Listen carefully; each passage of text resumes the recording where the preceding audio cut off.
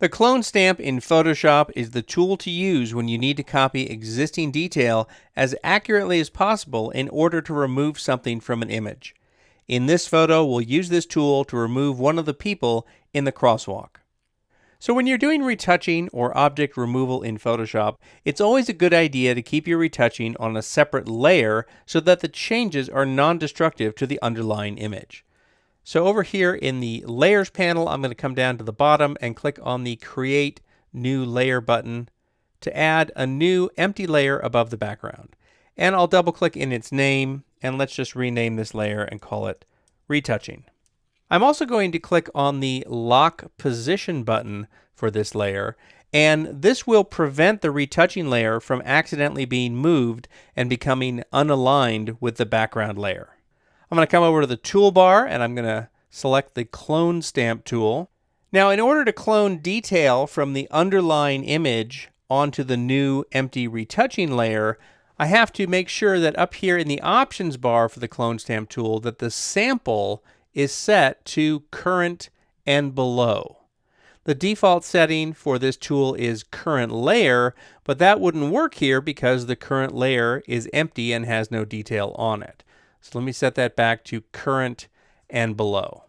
Next, I'm going to zoom up to 100% using the shortcut of Command-Option-0 on Mac or Control-Alt-0 on Windows. I'll hold down the space bar to get the grabber hand so I can move the image around and see this person here near the bottom of the crosswalk.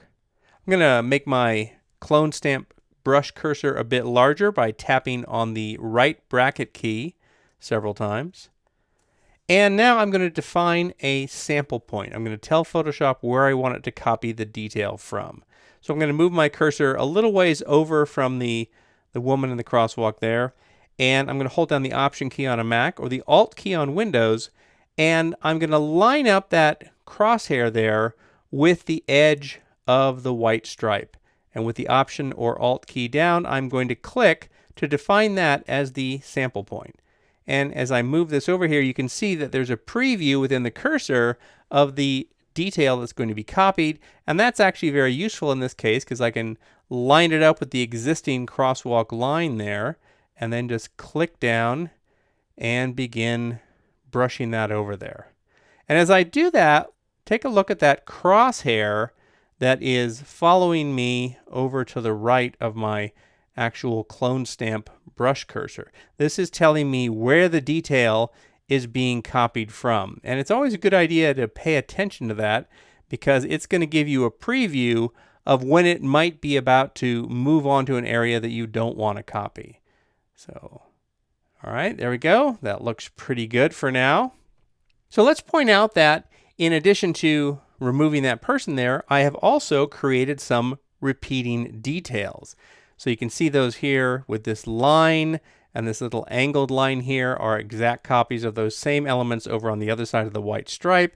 And even some of these dark spots on the asphalt are exact copies. So I'm going to remove those. Let me just tap S to get back to the clone stamp tool.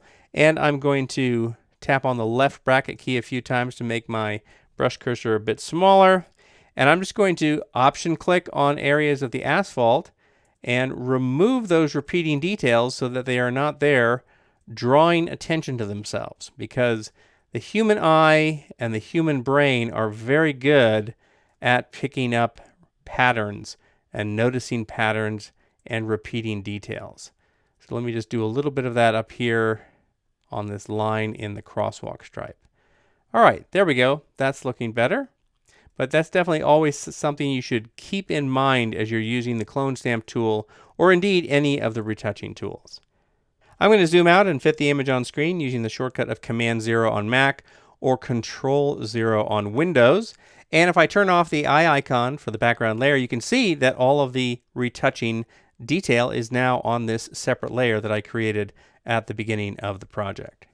In terms of the details that are sampled and copied for retouching or removing objects, the Clone Stamp tool provides the most control, especially when image detail needs to be extended over the area where an object is being removed.